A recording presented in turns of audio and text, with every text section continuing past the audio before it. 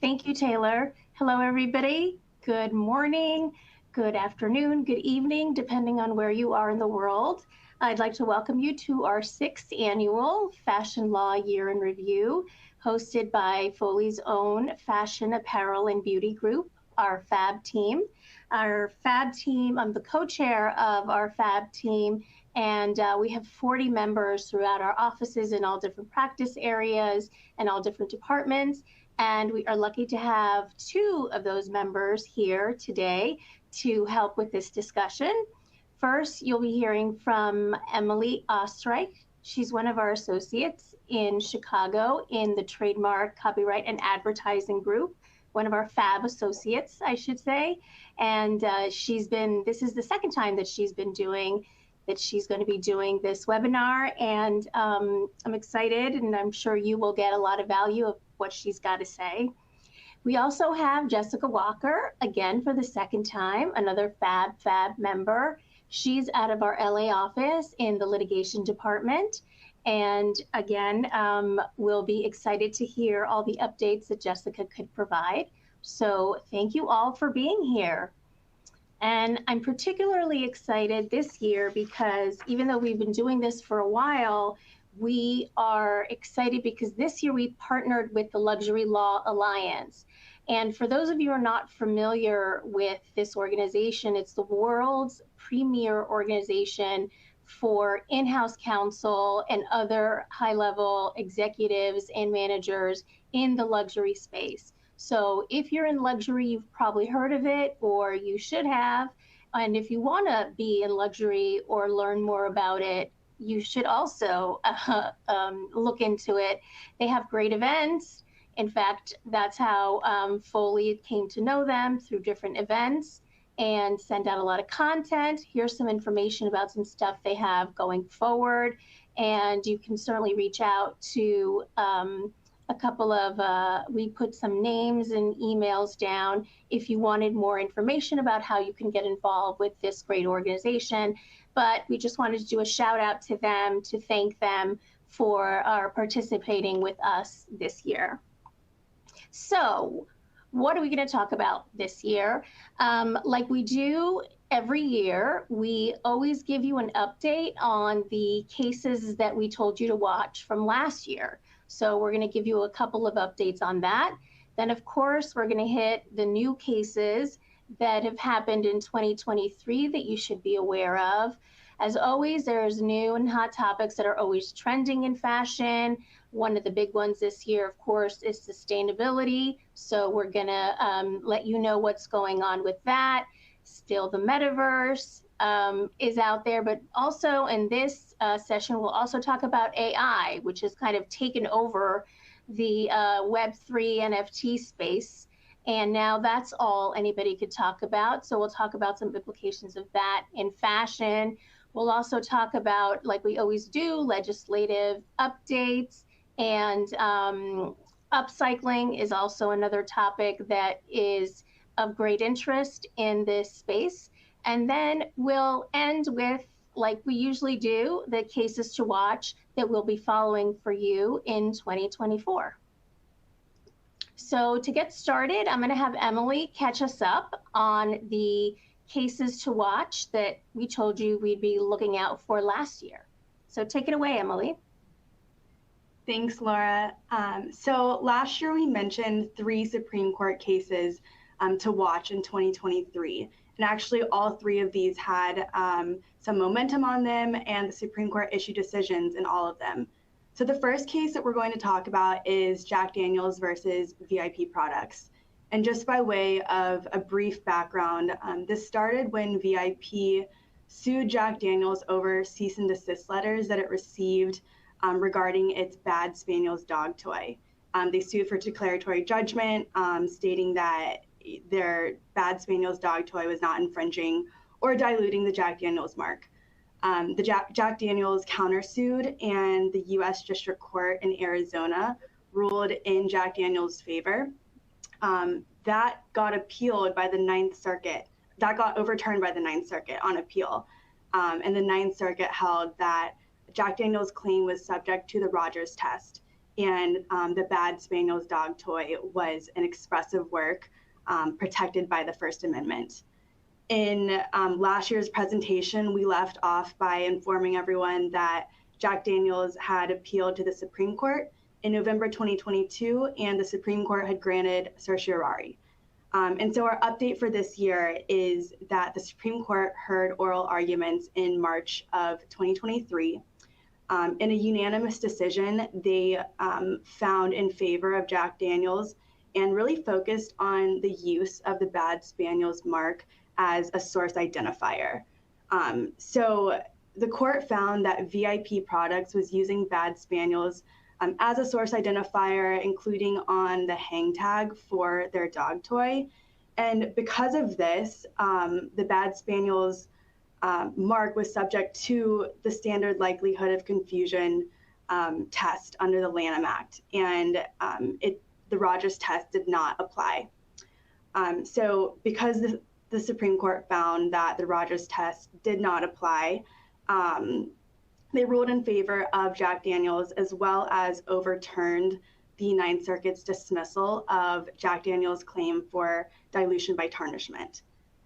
So the takeaway here is that just because a mark might communicate some type of humorous message or parody, if it's being used at least in some part as a source identifier, then the Rogers test does not automatically apply.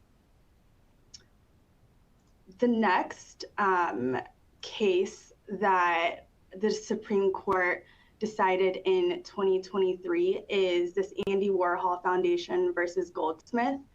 And this involved the Andy Warhol Foundation licensing to Condé Nast the Orange Prince portrait. And this Orange Prince portrait was created by Warhol based on a photograph taken by Goldsmith of the artist Prince. And Goldsmith sued the Andy Warhol Foundation for copyright infringement. The Second Circuit found in favor of Goldsmith, and they held that Warhol's portrait was not transformative fair use, and that the portrait remained recognizably derived from Goldsmith's original photograph.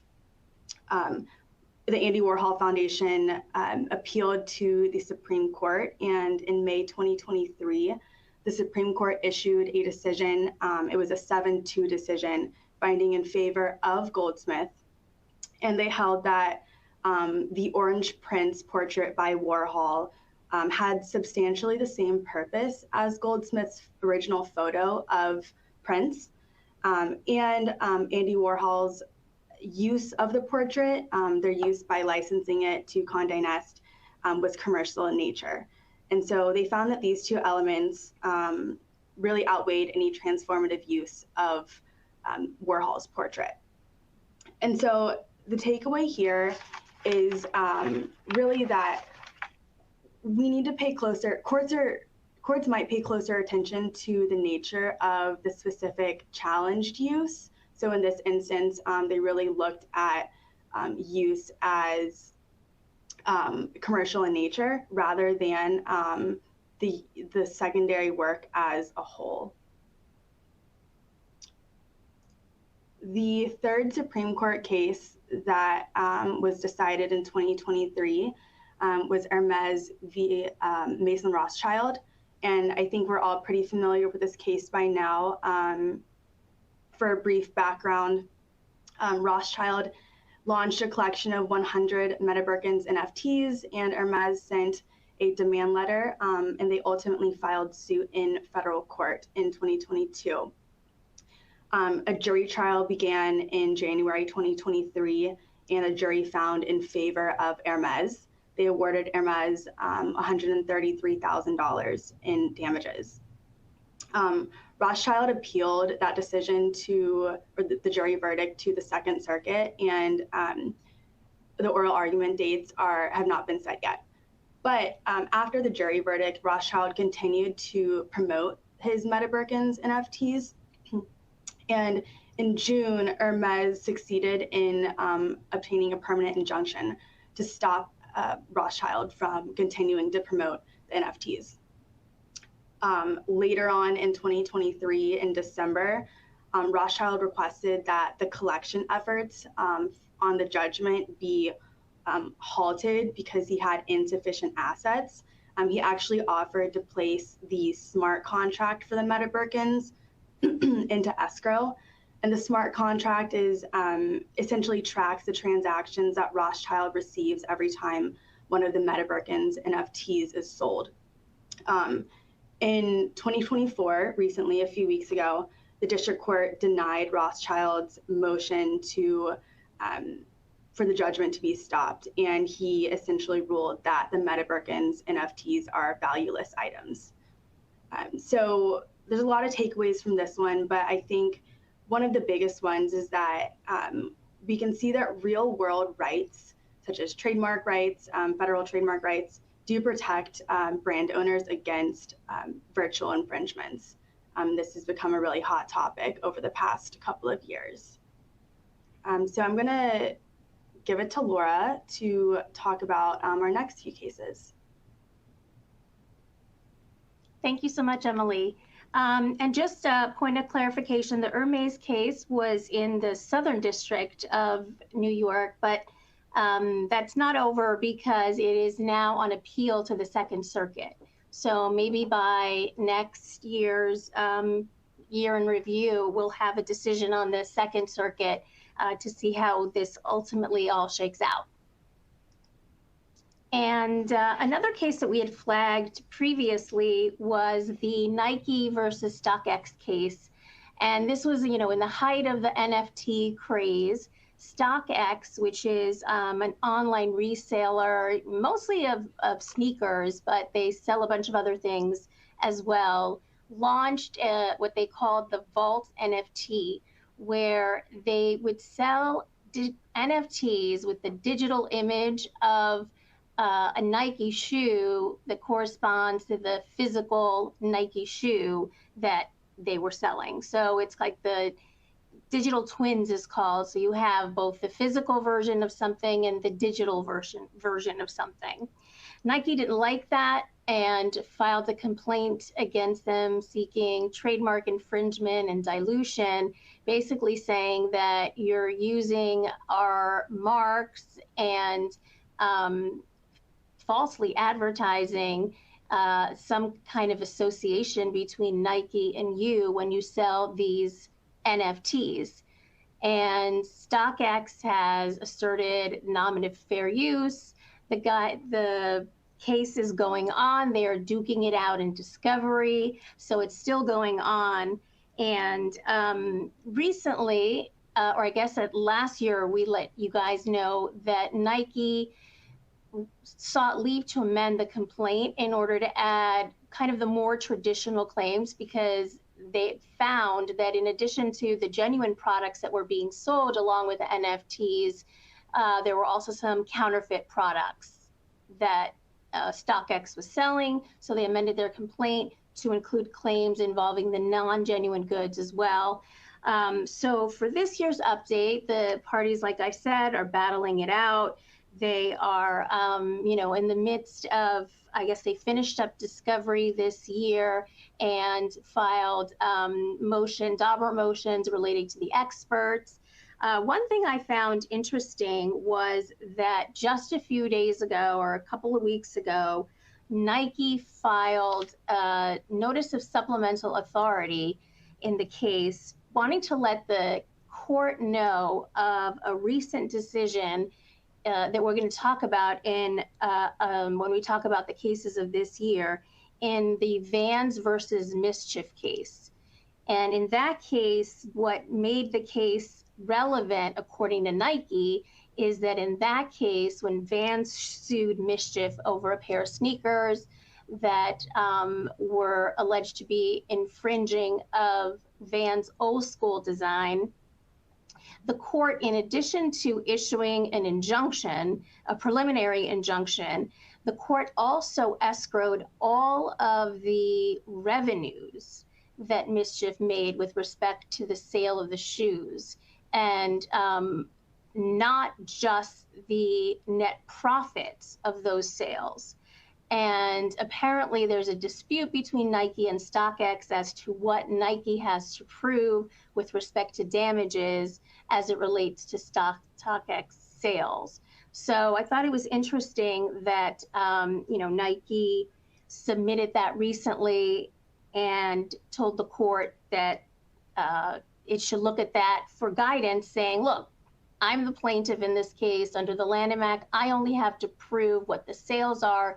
The burden then shifts to the defendant to show what costs, if any, they've incurred. So they're battling that out, and we'll see how it ends. But one thing that I think is interesting about this is, even though this NFT phase, maybe the frenzy is over and things have died down, I think that NFTs are still going to be a way for brands to engage with their customers.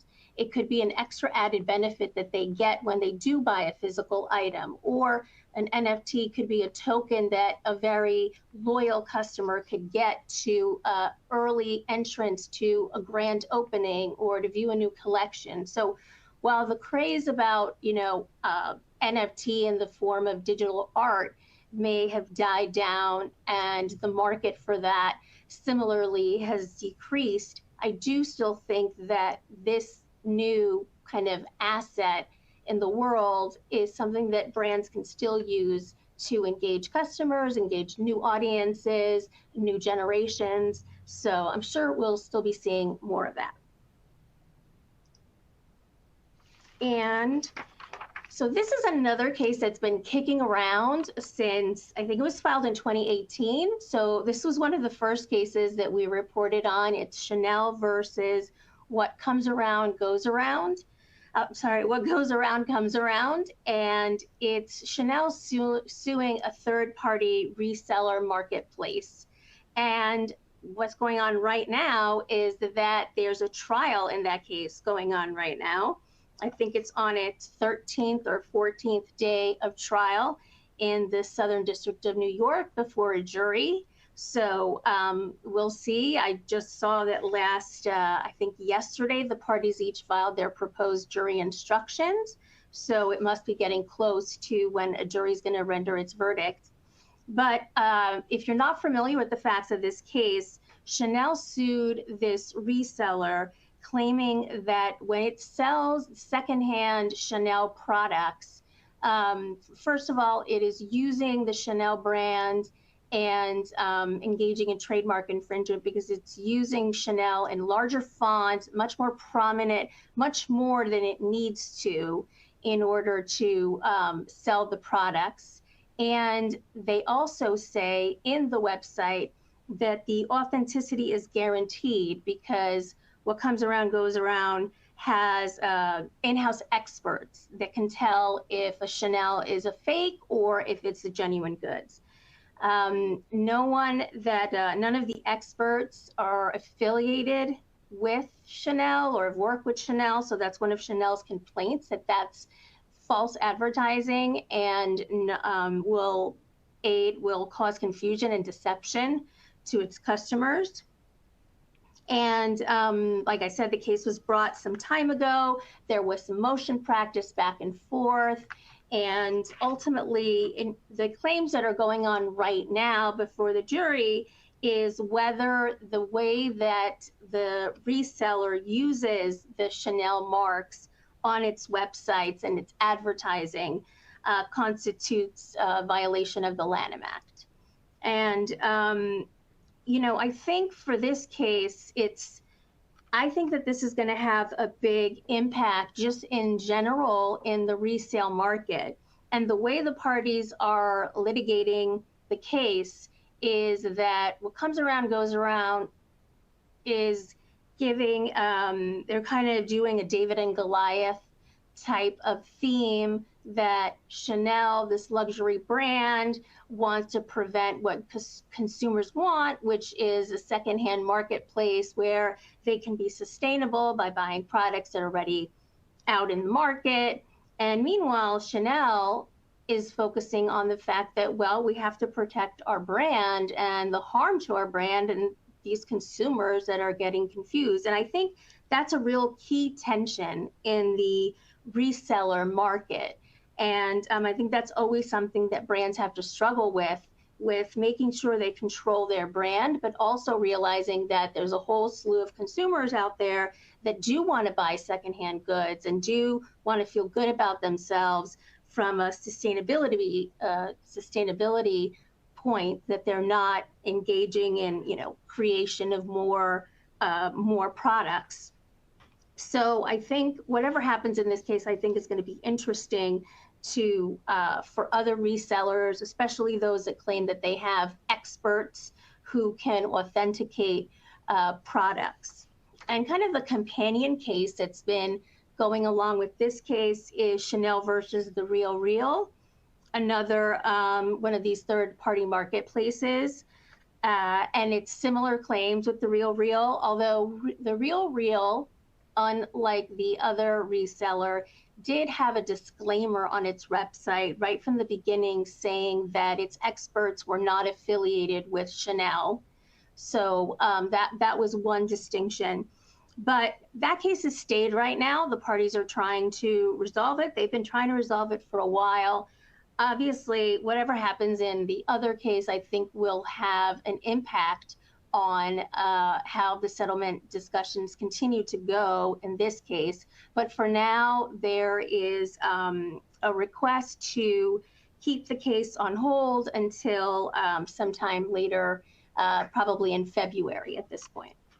So that's where we are with those cases. So they're still not done, and we'll probably still be giving you an update on these next year.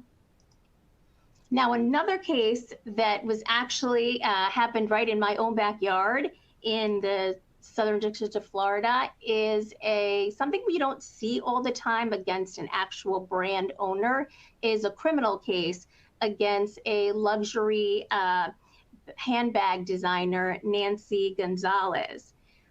We reported that she was indicted for smuggling and violating the Endangered Species Act when she was alleged to pay people to stash handbags made of caiman and python, which are skins that are included in the Endangered Species Act and require a special permit to come into the country.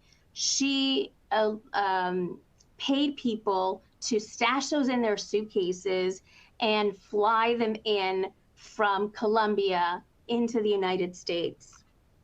So since last year, Nancy Gonzalez pled guilty to the federal charges, and she's awaiting sentencing. Just recently, her sentencing was supposed to be on Monday, February 5th, but it was just moved to April of 2024. I mean, she faces some pretty serious years in prison and fines for these counts that she has against her. Her defense was, wasn't so much, it was just for samples. But this is a lesson to everyone that, when it comes to exotic skins or anything that is on some kind of government list limiting how it can be used, it's really important to know what those requirements are and comply with them, because it seems like the government doesn't care how much it necessarily is. If it's a violation, it's a violation. And I think this is something to send a message to the rest of the industry that, we'll be looking to make sure that everyone complies with these kinds of acts to protect endangered animals.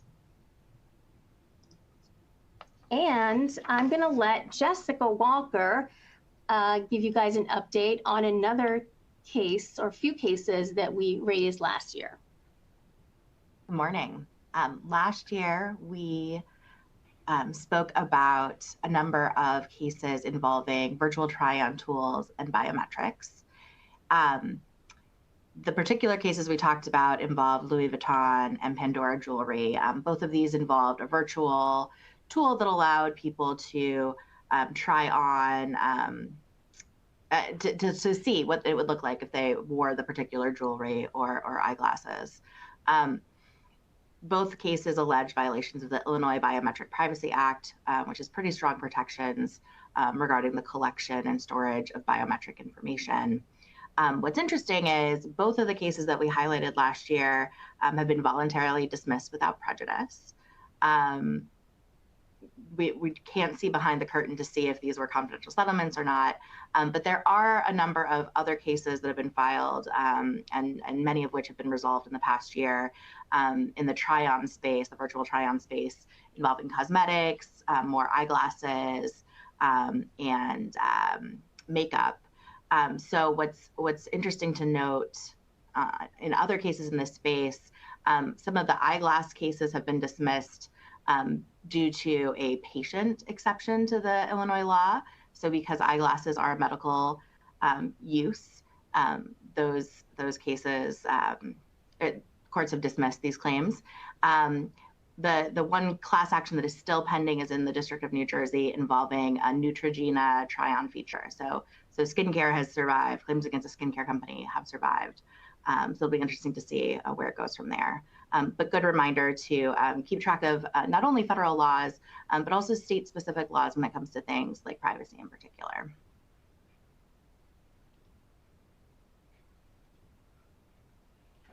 Back to you, Laura. Thank you, Jessica. So that was a little kind of background on the cases that we were following. And now we're going to get into some of the topics and some of the things that happened this year. And to kick us off, we're going to start with sustainability, which is a huge topic. It comes in, many different ways. Part of it was, as we talked about, with the reseller market. We'll talk a little later about the upcycling trend. And then, of course, how you label your products and how you actually advertise them and the claims that you make to consumers about whether things are eco-friendly, the materials that are used, if they're recyclable, and those kinds of issues. So I'm going to kick it off to Emily, who's going to talk about what's gone on in sustainability this year.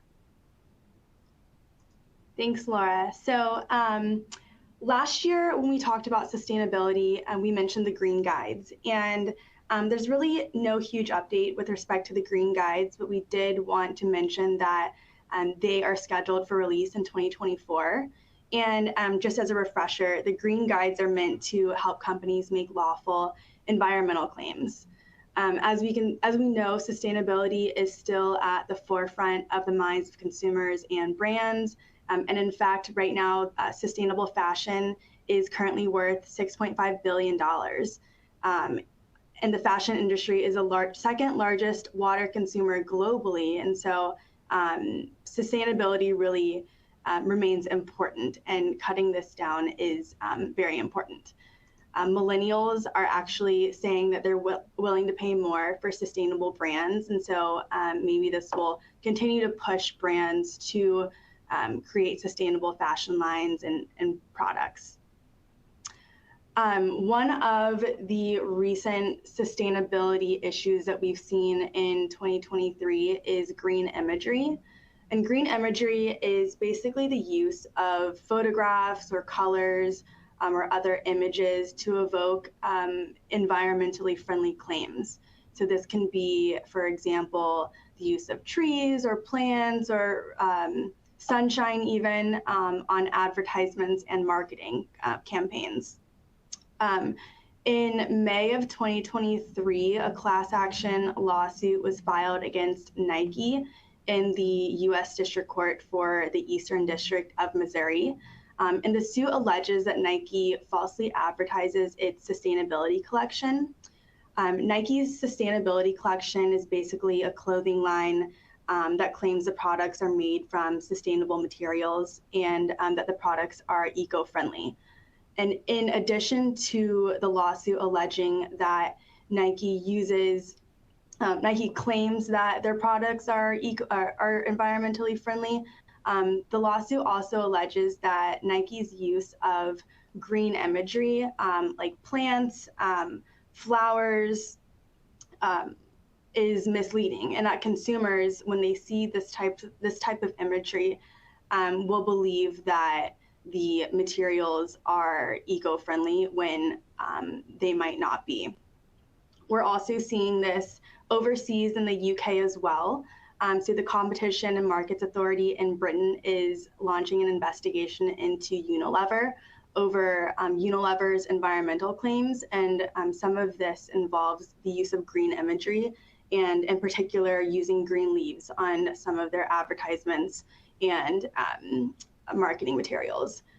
So this will definitely be an issue to continue to watch in 2023 or in 2024, especially the Nike case here. So as I mentioned before, brands are really interested and really trying to find ways to increase their sustainability efforts. And one example of this is the Kering Group. And Kering is a luxury goods group, and they have many luxury brands under their umbrella, including Gucci, Saint Laurent, Bottega, Alexander McQueen, and Balenciaga. And so in 2023, the Kering Group's Material Innovation Lab celebrated its 10th year anniversary. And the Material Innovation Lab is dedicated to sourcing sustainable practices for its brands. And Kering is really at the forefront of trying to develop really sustainable practices in the luxury fashion industry. And they use their Material Innovation Lab to help their brand understand how to use more sustainable materials and fabrics, and also provide their brands with education and solutions and resources to help them understand how to make more sustainable choices when they develop their product lines. An example of this is Balenciaga's partnership with Gozen. And Gozen is a Turkish biotechnology company. And Gozen makes fabrics from microalgae, and this fabric is called Luniform. Balenciaga and Gozen partnered together to create and debut a maxi bathrobe coat that you can see the picture of to the right, on the right of the screen. And so this was entirely made of Luniform, and Luniform is plastic-free and animal-free. So that's just one example of how one of Kering's brands is partnering to help with environmental and sustainability claims. Another example is Gucci's Circular Hub. And so this Circular Hub debuted in Italy. And its aim is to really accelerate the circular transformation of the Italian goods market, which means creating products that really maximize the use of recycled materials and durability and recyclability of these products. So this case, Annette Tiven v. Target Corp, kind of gets into the cosmetic and beauty space, but still deals with sustainability and eco-friendly claims. In November 27, 2023, a class action was filed in the U.S. District Court for the Southern District of Florida against Target. And the lawsuit alleges that Target is selling sunscreen under its Up and Up brand that is falsely labeled as containing a reef-conscious formula, when it actually allegedly uses ingredients that are harmful to coral reef ecosystems. So this isn't really new in this space. Other brands have seen similar lawsuits that have been waged against them. Some other brands include Kroger, as well as Edgewell Personal Care, which makes Hawaiian Tropic sunscreen. But this class action will definitely be one to follow as we continue in 2024. Now I'm going to turn it over to Jessica to talk about some fashion legislation. Thanks, Emily. Today we're going to focus on legislation that affects basically the whole stream of commerce for fashion companies, from manufacturing all the way to retailers, and potentially everyone in between. So the first one is the Fashioning, Accountability, and Building Real Institutional Change Act, also known as the FABRIC Act.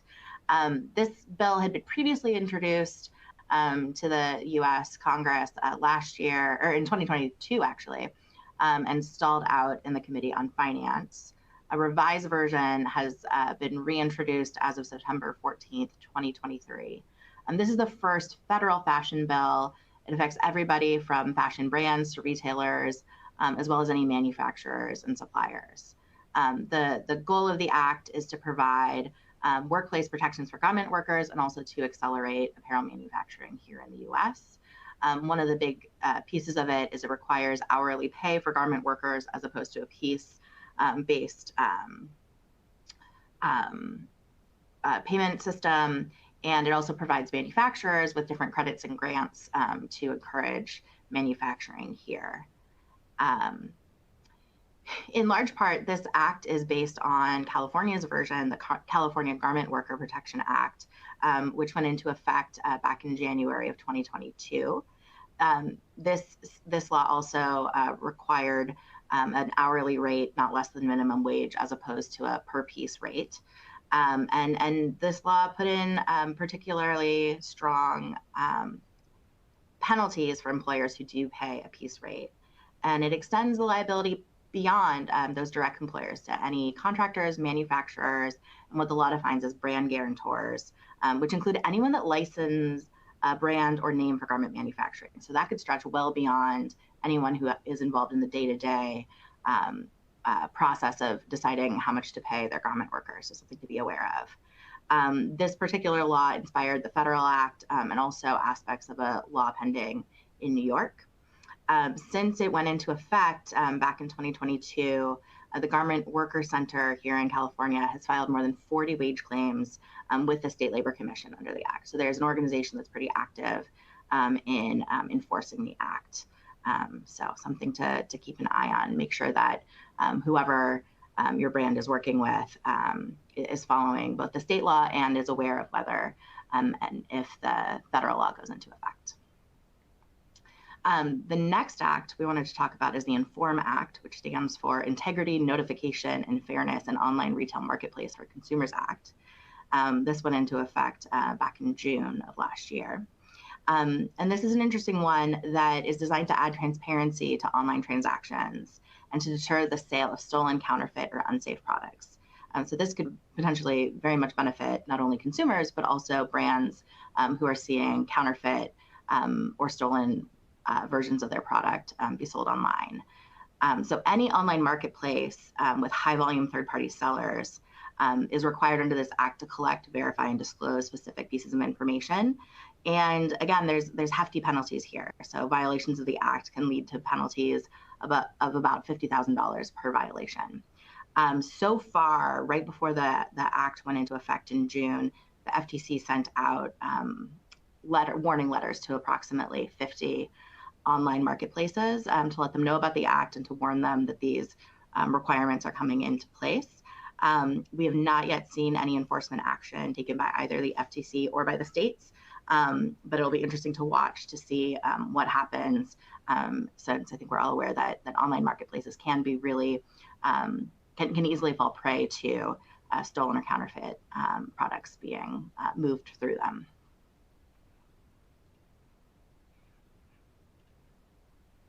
Emily.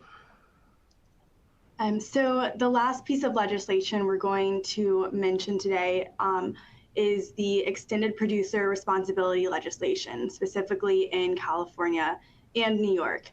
And the extended producer responsibility, also known as EPR legislation, is really aimed at reducing plastic materials and packaging.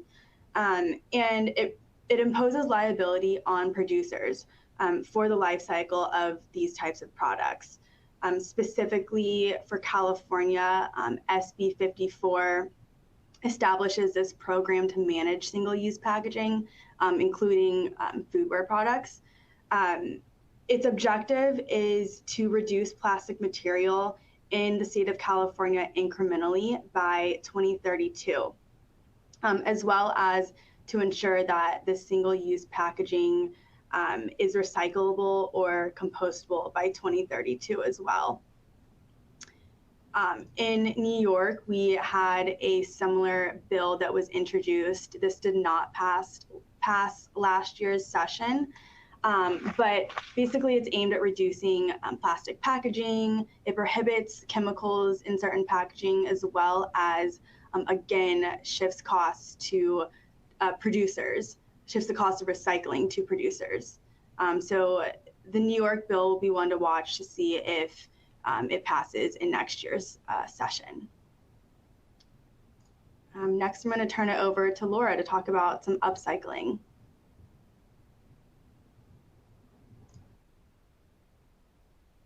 Thank you, Emily.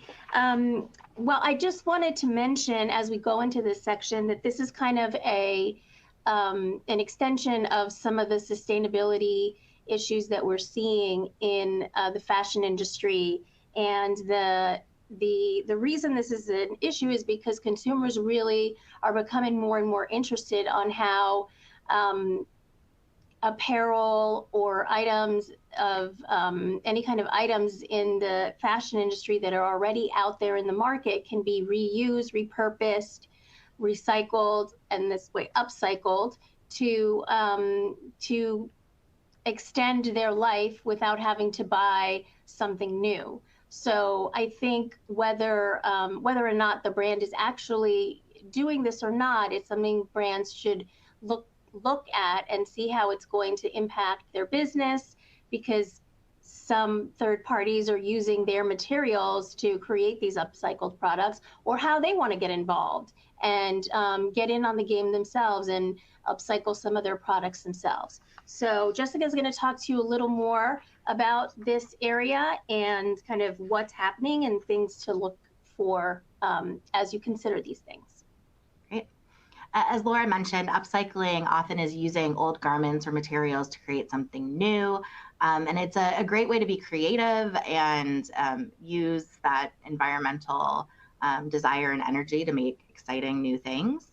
And you can also, a lot of creators add patchwork or embroidery or other artistic techniques on top of the materials they are reusing. But the hazards, if you are not, the brand owner of the materials you're using, is that intersection with trademark law. So despite the fact that the first sale doctrine usually applies to anything that is sold, to say that trademarks are not infringed past, handing off a book, from one person to another, or handbag, doesn't usually implicate trademark considerations. It does if the new product is materially different. So for example, some of these pictures that we show here from a complaint, taking a piece of a handbag and making it into a hat or a keychain would make something materially different. And then it goes to analysis of the likelihood of confusion. When you are using somebody's distinctive trademark, as in this case here, there is often going to be confusion. And so that's where a third party is likely to face some trademark infringement claims or communications from the brand holder. And so a great opportunity for brands to explore themselves where they have control over their trademark could appeal to this desire to reuse things, but in a way that keeps their trademark under their control. There have been a couple cases that have been filed across the last few years. So far, both of those have ended in settlements where the creator paid an amount to resolve the case. Laura. Thanks, Jessica. So another trend that we've been seeing this year is this notion of quiet luxury. And I think, as it is in fashion, it's a reaction to the prior trend. So after years and years of logomania and emblazoned logos on everything that you can find from head to toe, quiet luxury is kind of sweeping the industry. And there's a few things to think about when you're thinking of quiet luxury. One of the things is, it conveys this notion of exclusivity, and the exclusivity comes from how the product is actually manufactured, who makes it, what kinds of materials are used, where does it come from, all of those items that make it usually, very expensive, handcrafted, up to that level where you don't need to have it say anything or not much at all, because just the fact that it's made so well is a statement in and of itself. And here are some examples of some popular luxury brands. We all know of Hermes, and of course the Row with the Olsen twins, who they've been kind of doing this for a while, but now it's kind of at the forefront. Similarly, Brunello Cucinelli, who we'll talk about in a minute, which because even quiet luxury manufacturers are not immune from lawsuits. But something to just think about when you're thinking of rebranding, to kind of lessen the use of logos. A lot of companies have already done that. And here are some examples. Oh, sorry. Let me go back here. Oh, okay. Here we go. Okay, so a few labels have already done this by rebranding, as you'll see there.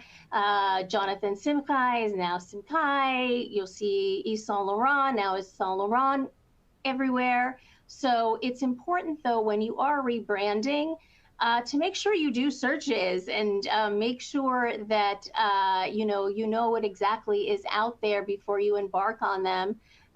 Interesting, Burberry wanted to go to maybe like a simpler BRBY logo and mark covering their bags and clothing, and they did this in 2022, but with the height of Barbie mania last summer. Probably by the time it got to the notice of opposition stage in mid-summer of last year, Mattel filed a notice of opposition saying it would be confused with the Barbie mark. So that might have been just an issue of timing because of the Barbie mania. But in any case, that that application was abandoned, and so that just makes you want to make sure that if you are rebranding, it's important to still do clearance searches and see, make sure that the market is clear. Oh, okay. This is the one I was looking for. Taylor, you're up. Thank you. At this time, I will announce the CLE code for today's presentation. For those seeking CLE credit today, please record the following 5-digit code on the polling slide and attorney affirmation form if applicable. The code is LTA9P, L as in Lincoln, T as in Tango, A as in Alpha, the number 9, P as in Paul. Again, that is L as in Lincoln, T as in Tango, A as in Alpha, the number 9, P as in Paul. Great. Thank you so much, Taylor. And before we move on, I just wanted to mention the Brunello Cucinelli case. It was just filed like a week ago by Levi Strauss. Levi filed a complaint alleging that tabs that Brunello Cucinelli uses infringe their famous red tab, or just the tab on their jeans and their clothing. In their complaint, they write that they use the tab in not just red, but different colors. They've used it in black, silver, gold, and they use it in different ways when they collaborate with other brands, including other fashion brands. So in the complaint, they gave some examples of their collaborations with Valentino and Kenzo to show how they use the tabs when they're kind of in the luxury space where Bruno Cucinelli is. And so this one's going to be interesting. It was just filed.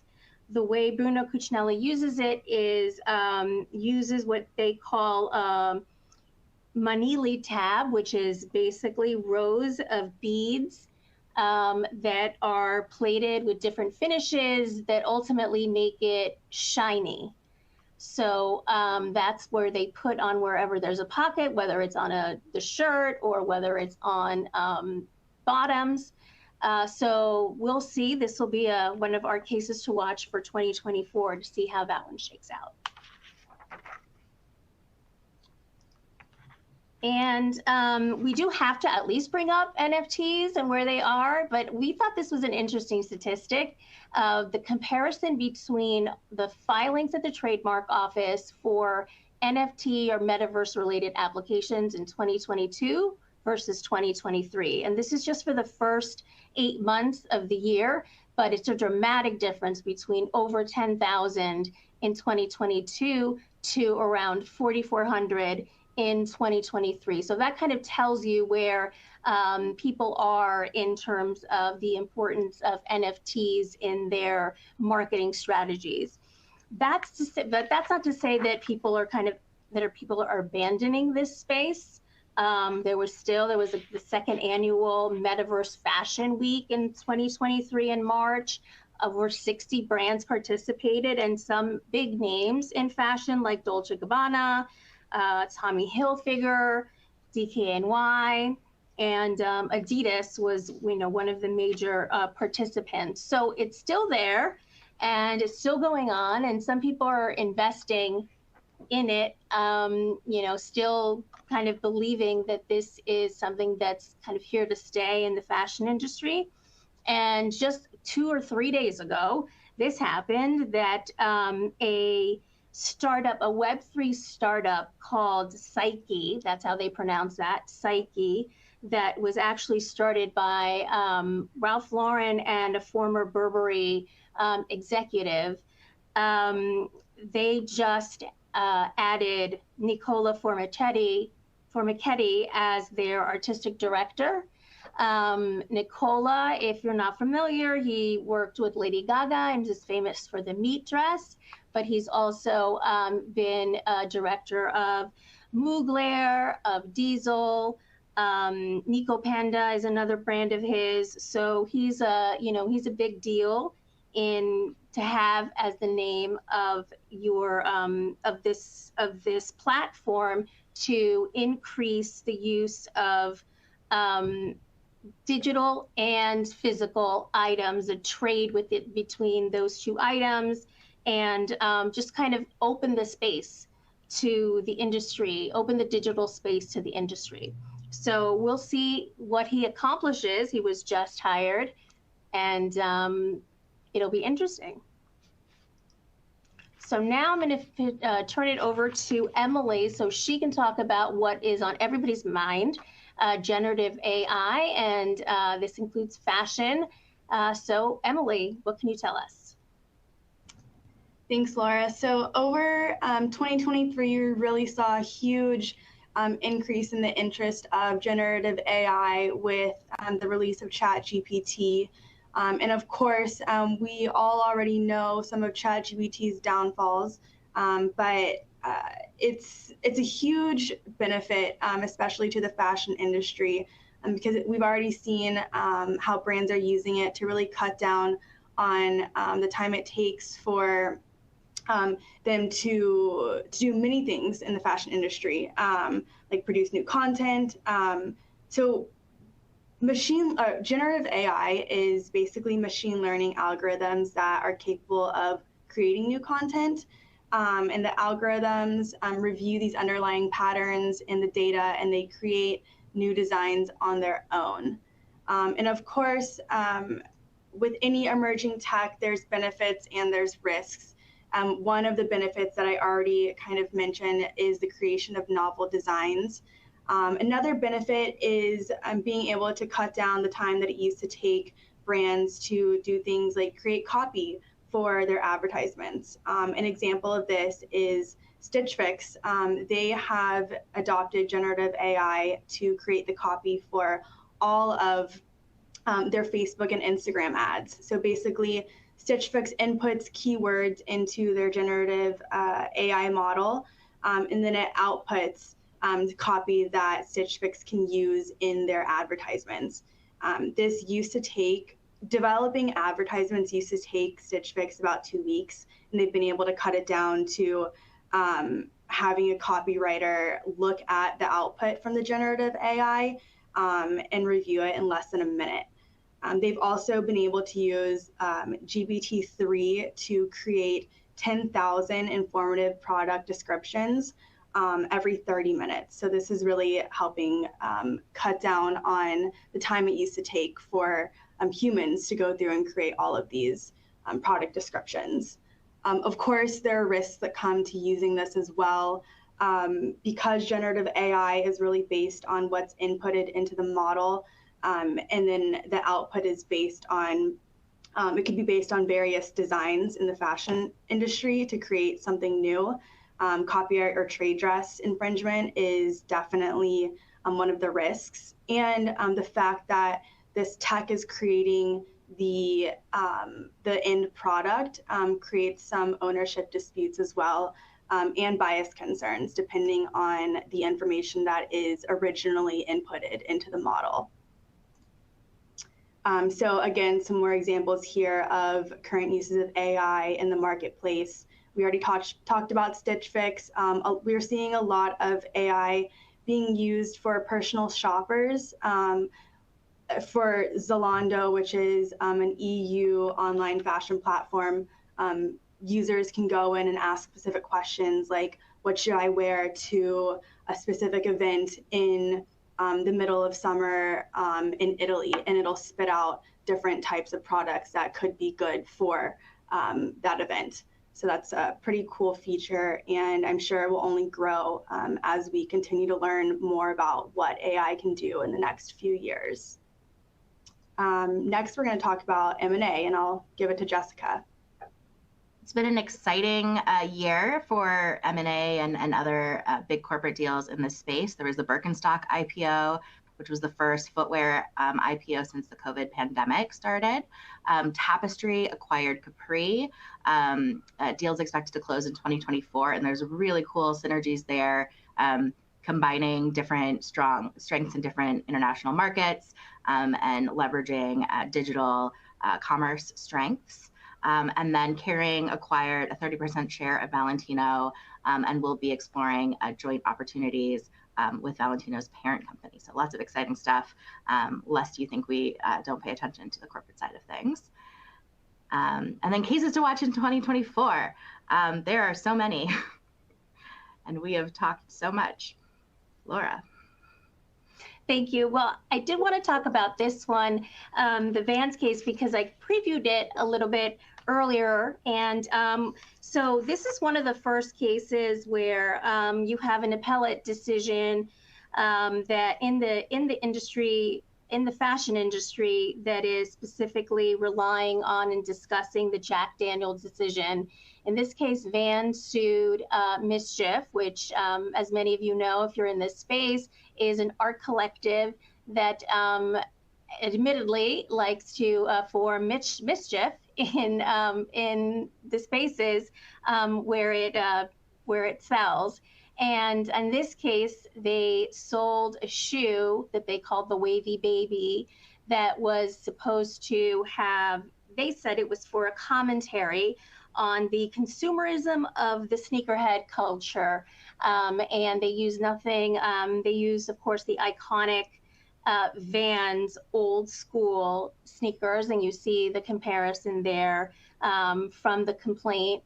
Ultimately, Vans won in the lower court. They got an injunction, and then they got all of the revenues from the sale to be put in an escrow account pending the litigation, so that the money could be returned to customers that were confused. Mischief appealed it to the Second Circuit, and on December 5th, the Second Circuit issued a decision that affirmed the district court's grant of an injunction. And basically it said that even though there is a special First Amendment protection for parody and things in the parody nature, it did not apply to this case, because the way that Mischief was using the infringing marks was as a source identifier. And what the court did is that they basically went through all the elements where there were similarities between the Mischief shoe and the Vans shoe, even including the back tab where the logos are. The back tab of the Mischief one was in red and white, right at the back in a square, just like Vans has it. And the court ruled that, this goes beyond just parody. You are trying to use this as a source identifier for you.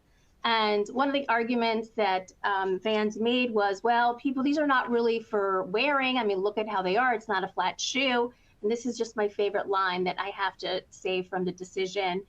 Although it'd be hard to see why people would wear the Wavy Baby as a functional shoe, we owe that finding deference. Many people are martyrs to fashion and dress to excite comment. So I love that. I love that part of the decision. And so we'll see what continues to happen with this case, but it's a good example of how the Supreme Court case applies in the fashion context. Emily. So to quickly summarize this case that's going on, Benefits Cosmetics sued e.l.f., alleging that its Lash and Roll mascara infringed Benefits Roller Lash Mascara, trade dress, and trademarks. And as you can see, we've pasted a photo comparison of the two products side by side here, taken from the complaint. e.l.f. moved to dismiss the charges against it, and the Northern District of California denied the motion. They found that both companies using different trade dress on other mascaras adequately alleged that the trade dress is non-functional. They also found that Benefit adequately averred secondary meaning because it asserted details about the duration of the use of its trade dress and sales and promotional activities, and Benefit also adequately recited its trade dress in the complaint. So here, it's just important to remember that you should adequately be able to recite your trade dress specifically enough in order to overcome a motion to dismiss if one is filed.